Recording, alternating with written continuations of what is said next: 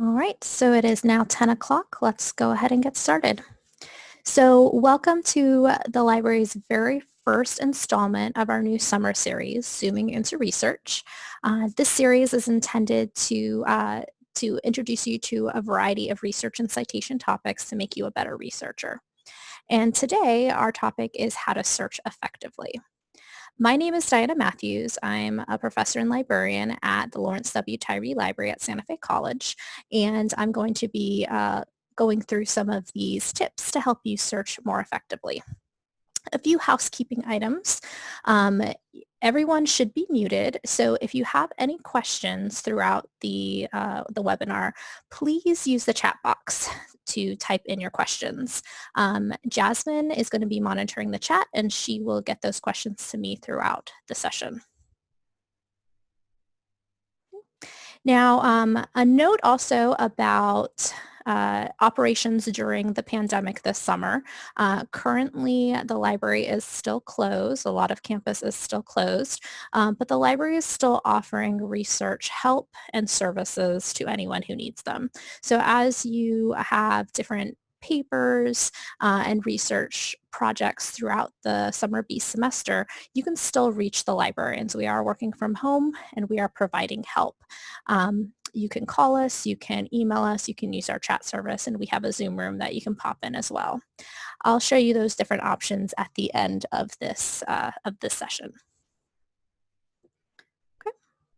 So let's see. My goals for the session is after you've completed it, after you've kind of gone through this with me, you should be able to identify some essential concepts from a research question or thesis, consider other strategies to generate keywords, use phrase searching to limit to common phrases, and be able to actually input these keywords and phrases into a library catalog and library database search interfaces. So basically at the end of this session, you should be able to figure out what words to type into the library catalog and the database to get better search results. So why do we need that? You can see in this screen here, I've typed in my research question, and I'm in one of our biggest library databases, Academic Search Complete, which usually has a lot of really great resources. And I've searched, does exercise improve mental health? And no results were found. Now, does this mean that this database has absolutely nothing on this topic about exercise and its link to mental health? No. It just means that we have not searched appropriately for the database. A lot of us are used to putting entire questions or sentences into a search box, mostly because that's what Google lets us do. And Google is a really great resource, and you get a lot of good information back. But they have a very sophisticated backend where they actually ignore a lot of the words that you type in. They prioritize some words so that they can match and get you very good results. But they also have a lot of money that allows them to develop that backend. The library databases take you a little bit more literally. If you type this entire question in, they're going to try to find this exact question. They're going to try to find things that say it this exact way. So we need to think a little bit differently when we're using search tools outside of Google to make sure that we get some good results. So our very first strategy should always be to identify our essential concepts. What is it that we're actually trying to find? So for example, if we're trying to find out how effective online dating is, our most essential concept here is online dating. We want to find out about online dating. And that would be kind of our top concept here. You could have more than one essential concept. So in this question, what steps can be taken to reduce concussions in youth sports? We actually have two essential concepts. We have concussions and youth sports, because we really need both. We need concussions specifically in youth sports, not just concussions in the NFL or concussions playing football or another sport. We specifically want concussions and youth sports. So those would be our essential concepts. Now, as you're looking at these essential concepts, you should try to use nouns or noun phrases. And these are people, places, or things. So concussions is a thing. Youth sports is a thing.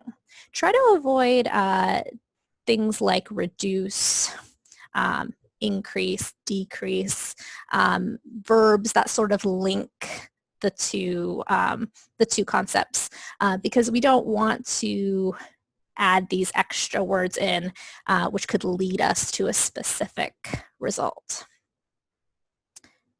So take a moment.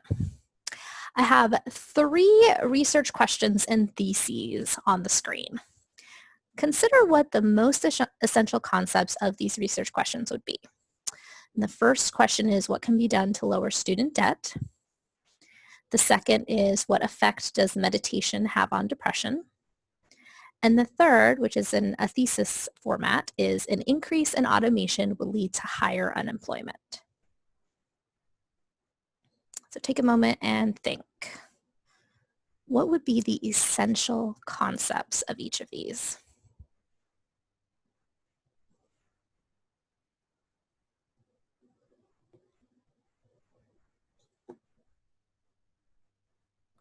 Okay.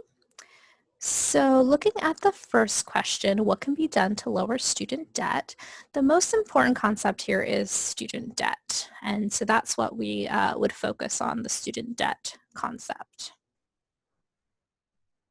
In the second research question, what effect does meditation have on depression? The most essential concepts are meditation and depression. You'll notice I did not choose effect. Effect is sort of a wishy-washy word. It doesn't really matter. If we have the words meditation and depression and we're trying to see how they're linked, you don't really need the word effect. So effect is not essential. Instead, meditation and depression would be those most essential concepts.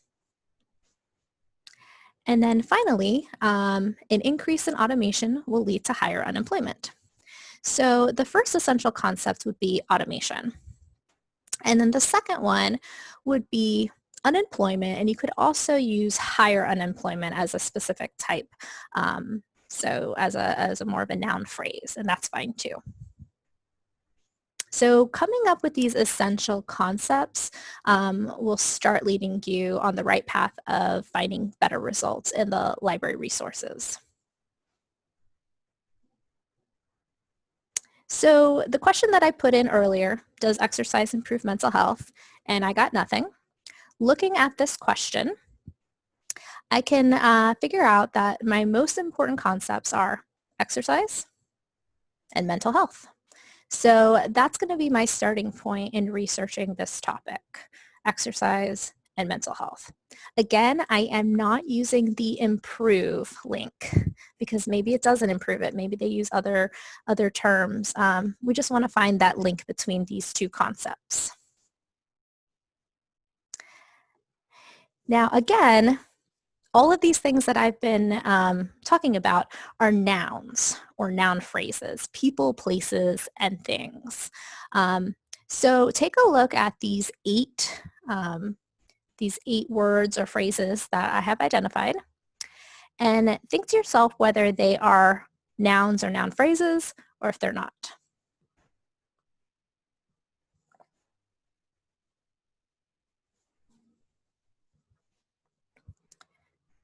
So climate change, is that a noun or a noun phrase? It is. It is a thing, a concept, climate change. What about tigers?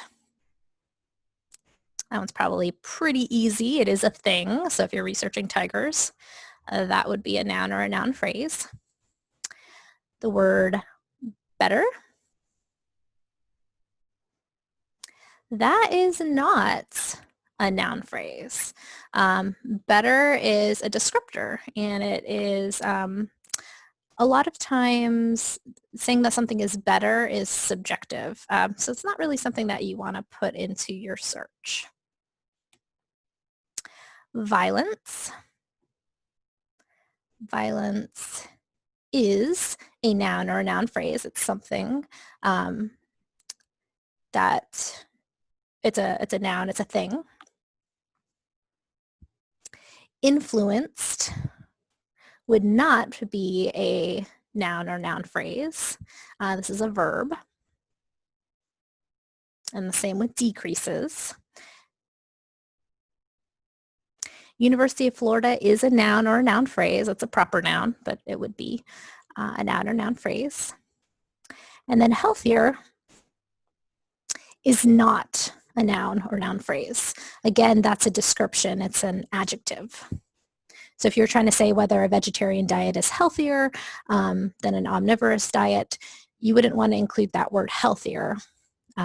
You might include health or a specific type of health indicator, but the word healthier by itself would not be a good one to put in your search.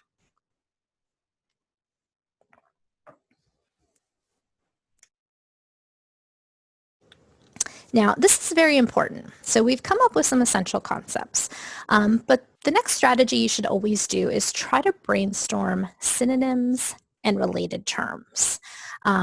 So why would you do this? Sometimes we're used to knowing what a specific thing is called to us. But other people might call it different things, and you might need to broaden your search or narrow it a little bit to get some good results. When you're searching for books, for instance, books tend to be more general. So I could definitely find some things on exercise and mental health overall because books are 200, 300 pages. They're going to cover a topic at a broader level. When you're searching for articles, however, articles tend to zero in and zoom in on one specific part. Most articles are under 20 pages, under 15 pages, and so they're going to look at one specific aspect of a topic. So they're not going to do, broad exercise and mental health. They're going to have something specific. They're not going to do all of social media. They're going to maybe pick just Facebook or Twitter. So as you're getting ready to search, you should think about other ways that your topic could be described. So let's practice for a minute. Let's say you're doing some research on renewable energy. And renewable energy is, a pretty broad topic. There's a lot of different types of renewable energy. So what might be some synonyms or related terms that you could use if you wanted to research renewable energy? So think for a moment, and then I will share what I came up with.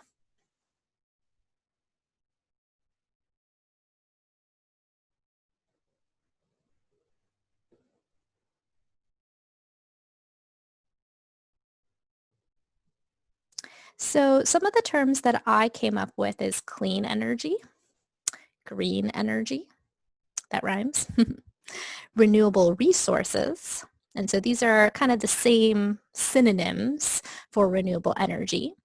Getting into more specifics, types of renewable energy, there's wind power, nuclear energy. And so those are just a few of the topics that I came up with. Obviously, there's a lot more. There is, there's wave power, there's solar power, a lot of different things that you could have come up with that is not on this list, and this list is not exhaustive. But you can see by having an idea of what your topic encompasses, you're going to have some more options in searching, and you might stumble upon a term that's a little bit more effective than what you're originally going to search for. So in looking at our topic again, does exercise improve mental health? So looking at exercise, here's just a few of the related terms and synonyms that I came up with. Physical fitness, cardio, weightlifting. Again, lots more that could be there. Maybe I'm going to focus on sports or yoga or running, lots of different things that I could look at, and that would be examples of exercise.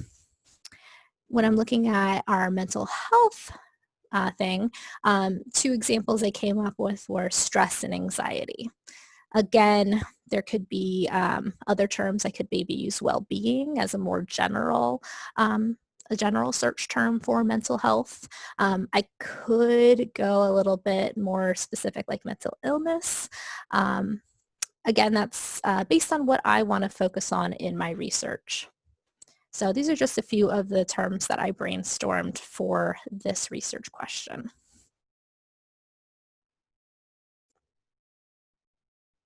Now, kind of along those same lines, you really want to consider whether there's official terms.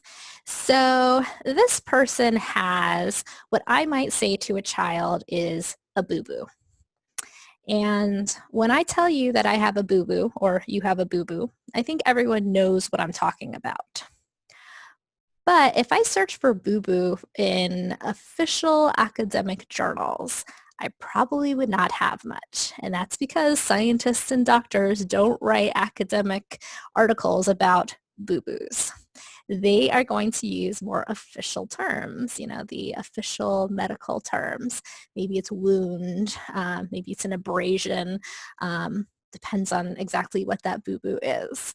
Now, this is an extreme example, obviously. I don't think most people would put boo-boo in a database search, but it should kind of get the wheels turning that sometimes scientists, doctors, professionals in the field are going to be using a specific term that maybe you would not have realized. And you might not know this at first. You might not know what the official term for a heart attack is. Medical professionals will call it a myocardial infarction. Not something that you could just come up with out of just by brainstorming.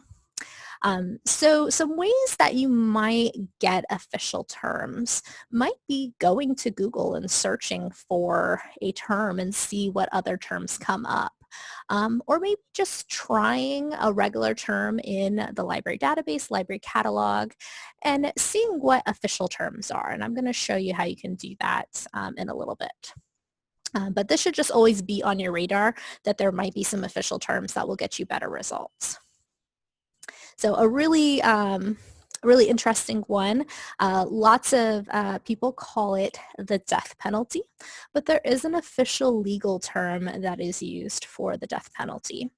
And I don't know if anyone has heard of it. It is capital punishment. So if you're looking in legal journals or medical journals about the death penalty, they're going to be using the term capital punishment most likely. They might say death penalty, but capital punishment is going to be the more common phrase that they're going to use. So definitely think about these official terms and how they can help you, and they'll help you get some better results, especially as you're looking for more scholarly and academic sources. Now, our next strategy is keeping certain phrases together. So it happens sometimes that as you're searching, a search tool might split up a phrase. So if you're searching for mental health, for instance, sometimes you'll get mental in the first paragraph and health in the second paragraph, and it's not together, and that does not mean the same thing. So if you'd like to tell a search tool that they have to keep a phrase together, you can put it in quotation marks. And you can see here a few examples. So University of Florida. If that wasn't in quotation marks, maybe you might get University of South Florida, having a South inserted in there. Or maybe it would sort of split it up and you might get Florida State University, which is definitely not what we want to get. Some more examples: nonverbal communication, coral reefs, video games, beauty pageants. So this can be a really powerful way to make sure that your exact phrases stay together. But I really want to offer some strong words of caution. You should only put very common phrases in quotation marks. And typically this is 2 words. There is a few exceptions for things like University of Florida, but typically you only want about 2 words in quotation marks. And the reason for that is the more things that you put in a quotation mark in a phrase, the more that they have to match how you say things exactly. So if I put in quotation marks, um, you know, effects of mental health on, or effects on exercise on mental health, I have to find an article or a book that uses that exact phrase. They can't say exercise has positive effects on mental health because that's not the exact phrase I searched for. And so you can kind of see that the more things you put in quotation marks, the less you're going to get, and you're really cutting out a lot of very relevant results. So my rule of thumb is typically 2 words. So this can be difficult sometimes. So let's take a look at a couple of examples. So which of these would be correct examples of phrase searching? A very common phrase, typically 2 words, that should not be split up. So our first one is binge drinking. Is that a common phrase that we should keep together? Yes, that is a great example of phrase searching. It's a specific type of drinking, a specific concept, and that could be important for our search that we need specifically binge drinking and not just drinking alcohol. Our next example, in quotation marks, effects of smoking. Would that be a very common phrase that absolutely has to be kept together?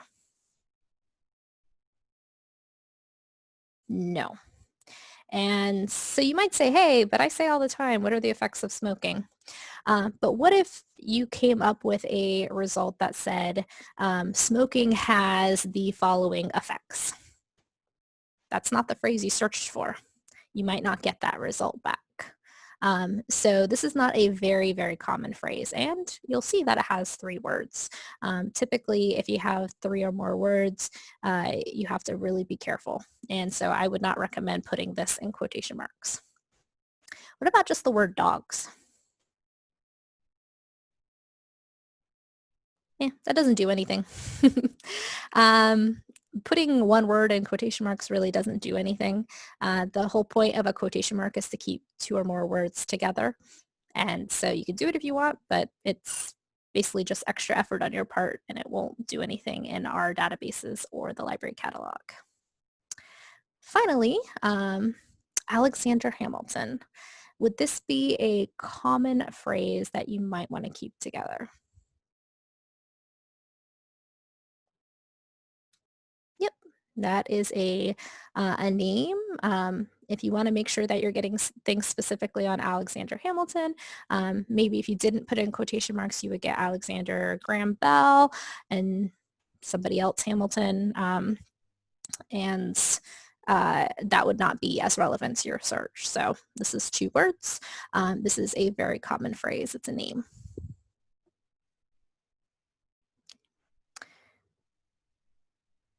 All right. So looking at our question again, does exercise improve mental health? Looking at the related terms that I had brainstormed for exercise, physical fitness would be a good one to put in quotation marks because that is a very common phrase. I don't really need to put weightlifting in quotation marks because it is connected already with that hyphen, which puts it as a phrase anyway. And under mental health itself would be a very common phrase that I could put in quotation marks. I would not need to put stress or anxiety because those are single words.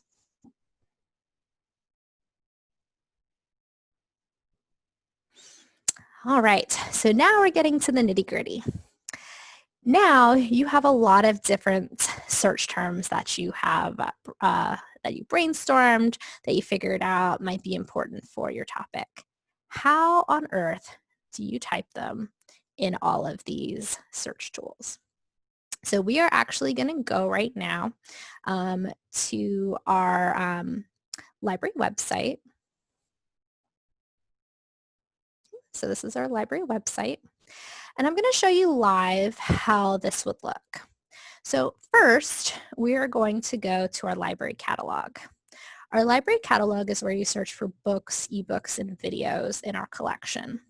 And you can access this by clicking the catalog button under the picture of our library. So in our library catalog, the default screen is a basic search, which means you have one box. This box lets you type in what you're looking for. And as you're typing in multiple concepts, you need to link them appropriately. So if you're just searching renewable energy, for instance, that's fine. It's one concept. But if we wanted to do exercise and mental health, we would need to put the word "and" in between them. This word "and" is how we link our essential concepts, saying that we want both of them. We want stuff on exercise and mental health together. We don't want just exercise. We don't want just mental health. We want them together.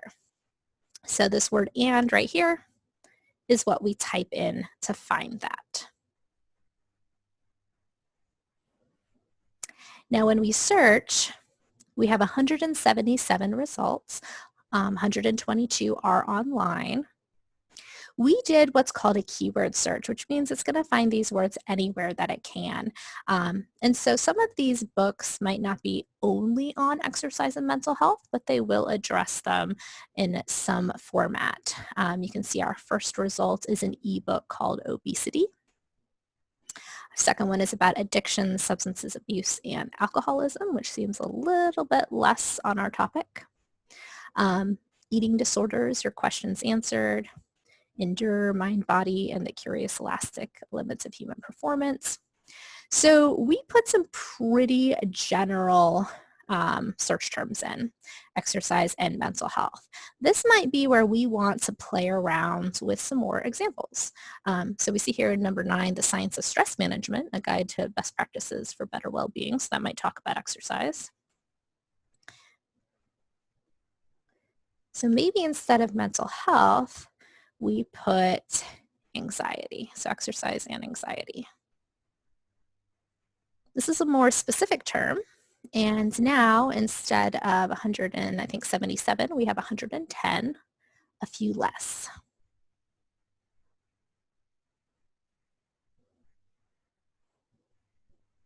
Performance anxiety strategies. So this one actually did not help that much. And part of research is trying things and seeing what works. I call it the throw it and see what sticks on the wall approach. And even librarians who have been doing this for decades still have to test different search result or different search terms to see what works the best. Now, part of the reason why we're getting so much general results is because of this keyword search. This keyword search, again, it's finding this word anywhere that it can. So for instance, with this addiction, substance abuse, and alcoholism, it's probably finding exercise somewhere and it's probably finding anxiety somewhere. But this book itself is not specifically about that. So instead, what's usually a little bit more useful is doing a subject heading search. Subject headings are the descriptions of a book. They're sort of like hashtags. So if you see a tweet with certain hashtags, you know that it's following a certain conversation. Same with books. There are people who look at a book and they say, all right, this book is about X, Y, and Z, and they put those down, and those are the subject headings. When you search subject headings, you're searching for books that are specifically about that topic. So I have exercise and anxiety, subject heading. So we only have 3, but they do feel a little bit better already. So exercise for mood and anxiety, proven strategies for overcoming depression and enhancing well-being. There's an anxiety workbook for teens and a complete anxiety treatment and homework planner. If you click the title of a book or ebook that looks good, you can see information about it, but you can see these subjects, the things that we're searching, the subject headings. So this book has been given the following subject headings: anxiety. It has a general sort of electronic books, which means it's an ebook.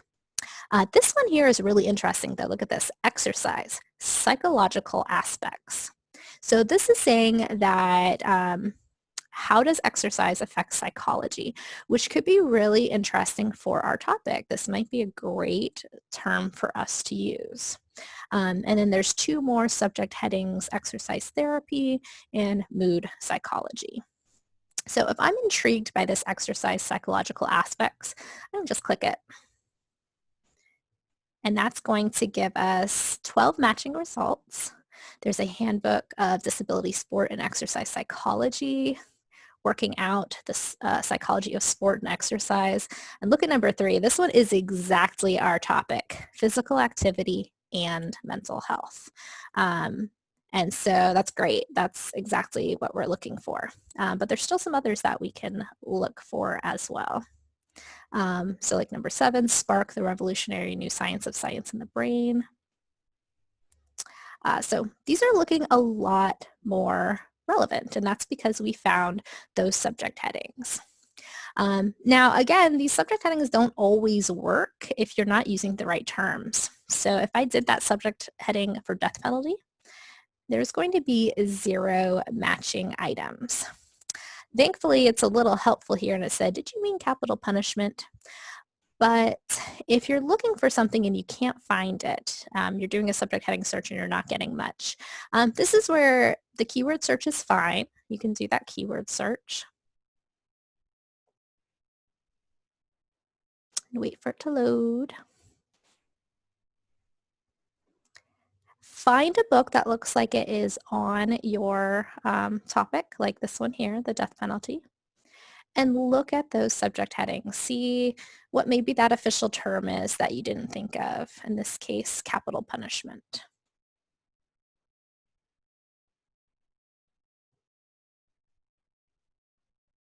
Okay. So this is how you can get some better results in the library catalog to find relevant books, ebooks, and we didn't have too many videos that came up here. But if you go to this media tab, you can search for only their DVDs or streaming videos that match our results. And if you click the ebooks tab, your results will only show the ebooks that match. So if I go back to that exercise, maybe I'll do exercise and stress. Let's see what ebooks we have on that. So 134, let's try to make that a subject heading search, find anything specifically about exercise and stress. And we have some here.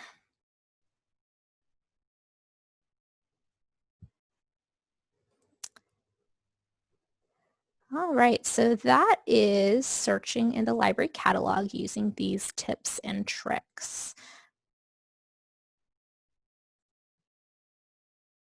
Now I'm going to show you one of our more popular databases and how you can plug these search terms into that. So to access our databases, you're going to click the second gray button, the databases button. And databases are collections of subscription content. So we subscribe to them on your behalf. Most databases contain articles, although there are some databases that have different types of sources that are not articles. For instance, like some streaming video databases. We have an art database with lots of pictures and things like that. Now, the different databases focus on different things. I like to think of them like stores. So every store is going to have a different inventory, and they might focus on different things. So for instance, Best Buy is a store that focuses mostly on technology. They're going to have different types of technology there. So if you wanted milk, you'd probably not go to Best Buy. They're not going to have what you're looking for. So we have very specific databases that have some really great, they really focus on something, like we have like science databases and medical databases. The database we're going to look at today, Academic Search Complete, is a little bit more like a Walmart or a Target of databases. It has a little bit of everything in there, so you can probably get what you're looking for in Academic Search Complete. So like if you had a shopping list and you needed milk and you needed some sandals for the beach, some sunscreen, and you probably needed to pick up some allergy medication. Target or Walmart would probably have most of what you needed there. Now, if you didn't like the type of sandals that they had, you might have to go to a more specific place. You might have to go to a shoe store if you wanted a very specific color or style. But it's always a good idea to start with these general databases and see what you can get. And so Academic Search Complete is general in that it has a lot of different types of journals, and it has, medical journals and business journals and humanities journals, history journals, lots of all of those different types to help you find what you're looking for. So Academic Search Complete is listed on the left under recommended databases. It is the second one. And to log into our databases, you're going to need to use your Office 365 account. If you're already doing things, like you've already been in your email, you've already been in Canvas, you might not see this. You might just go straight to the database, which is fine. But if you're ever on a different computer, you're going to see this login. And so if you're not familiar with it, it is your 8-digit ID number at sfcollege.edu. And then it is whatever your eSanta Fe password is, so whatever password that you have set with the college.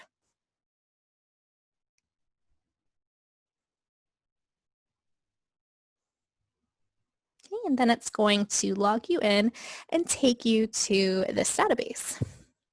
So compared to the library catalog, this database has a lot more going on. There's 3 different search boxes here instead of just the one. If you scroll down, there's a ton of different check boxes and ways to limit, and it can be a little overwhelming. I have been at Santa Fe for more than a decade now, and I usually only use a few of these. So do not feel that you need to go crazy and type or click all of this stuff. I don't do that most of the time. So obviously the most important thing that you need to do is type in your search terms. And so instead of the one box, there are these 3 boxes. But if you look here, there is an and. So remember, in the library catalog, we link together exercise and mental health with that and. So I can put exercise in the first box and mental health in the second box. And this and right here is linking them together for me, saying that I want both of them. Now, if you would like, we can change this a little bit. So remember that 2 of the things that I was looking at with mental health were anxiety and depression. So maybe I specifically want to look at how exercise affects either one of those. So I can type anxiety, and I can put the word or in between in the same box and put depression here. So what does this tell the search tool? What does this tell Academic Search Complete? This tells it I have to have the word exercise. I want that word exercise. And that I can get either anxiety or depression. I'm good with either of those terms. That's okay. I would not want to say exercise or anxiety. And why would I not want to do that? Because I would get things only on exercise or some things only on anxiety, and that's not what we want. We want how exercise affects anxiety or how exercise affects depression. Either one of those would be good for us.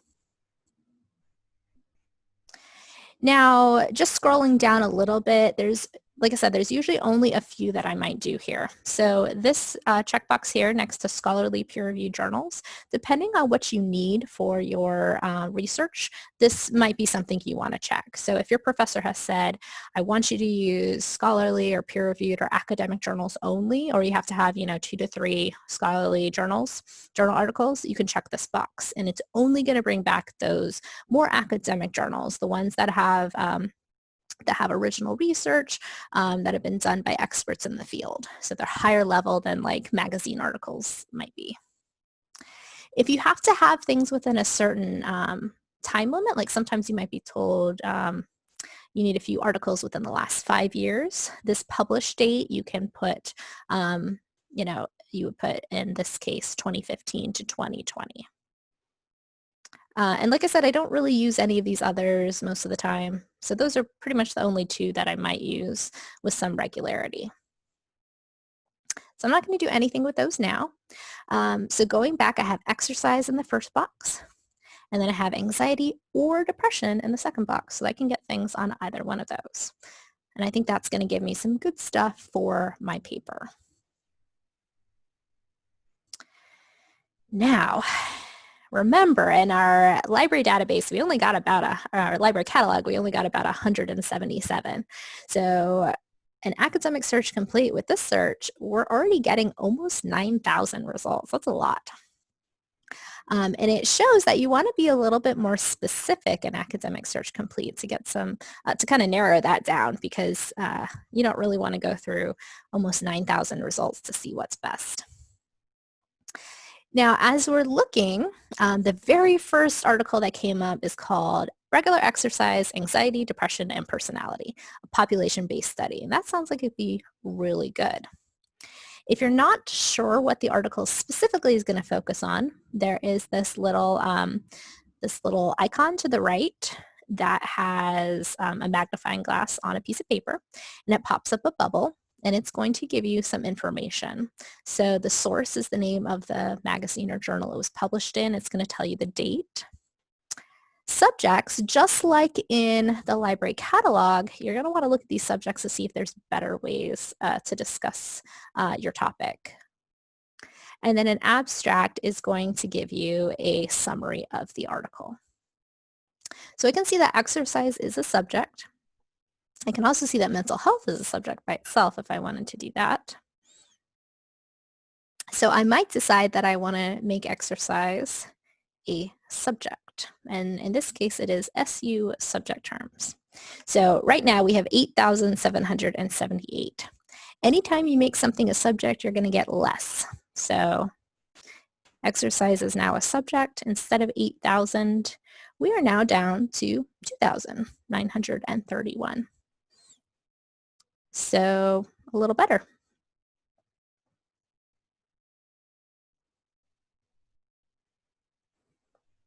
We can also see that at times anxiety is a subject heading. We can make that a subject heading.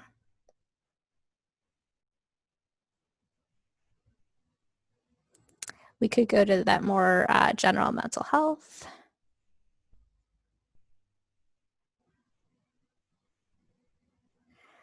All right, so as we're looking through these, you're always going to be trying to figure out how you might be able to revise your search to get better results. But as you look at an article, you're going to see these full text links.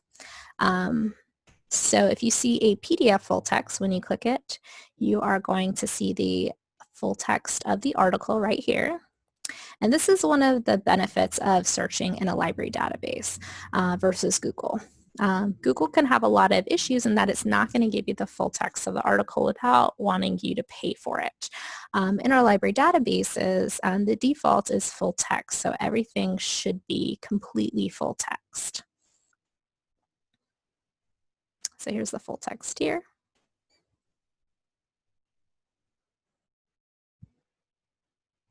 If you see these full text finder links, that means that the database that we're in doesn't have the full text, but it's going to link you to another one that does. So it might look a little different. So this is taking you to a different database, a Science Direct database. And it has this link right here. It gives us the option to download that PDF. wants to recommend some articles for us. It's very helpful. So here's that article. Okay.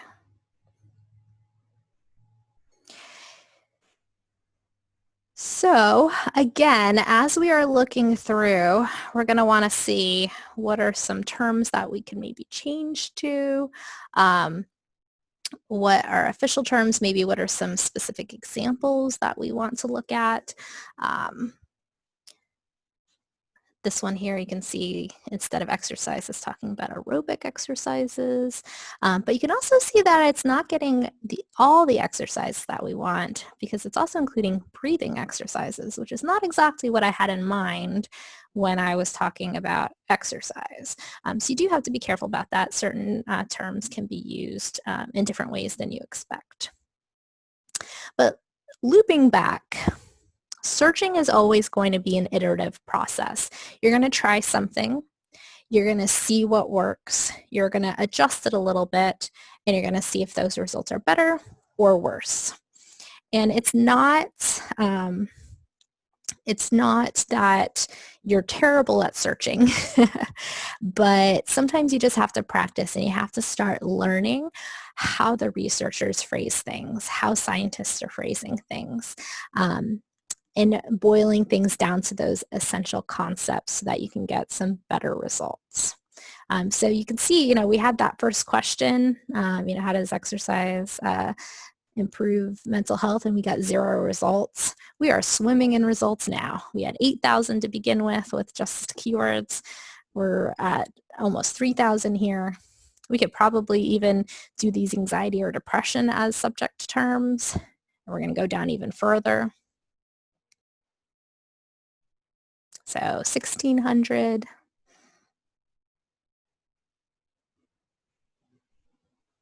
So as you kind of identify these things, you are going to have better results. Okay, so going back to our strategies, remember you want to find those essential concepts. You want to brainstorm synonyms and related terms. You're going to want to make sure to consider official terms as you can.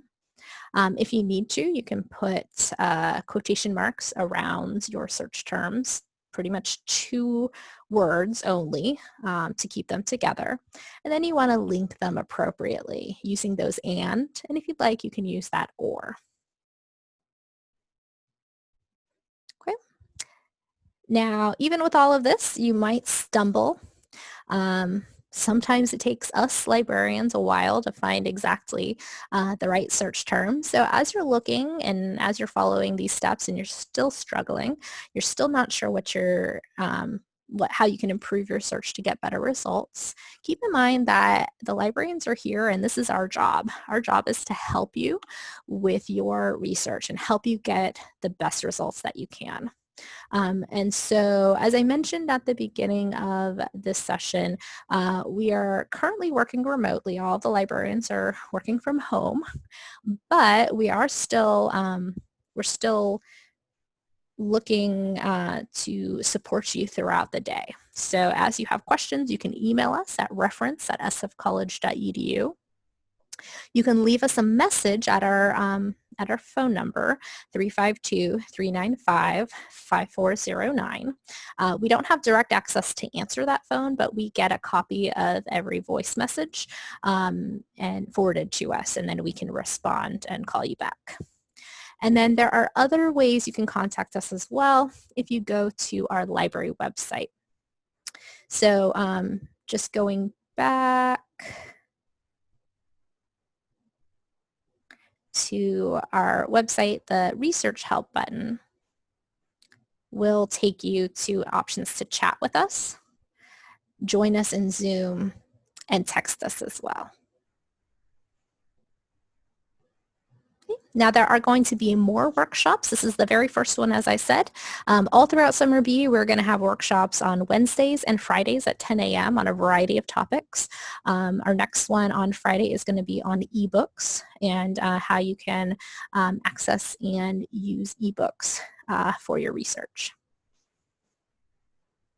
Okay, are there any questions?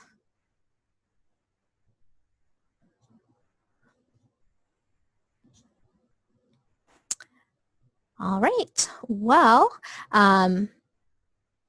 make sure that you contact us with any questions if something occurs to you afterward. Email us, call us, like I said, any of those ways to contact us. We are here to help and we are happy to help. So have a wonderful rest of your day. And I hope you enjoyed learning about how to search effectively. Have a good one.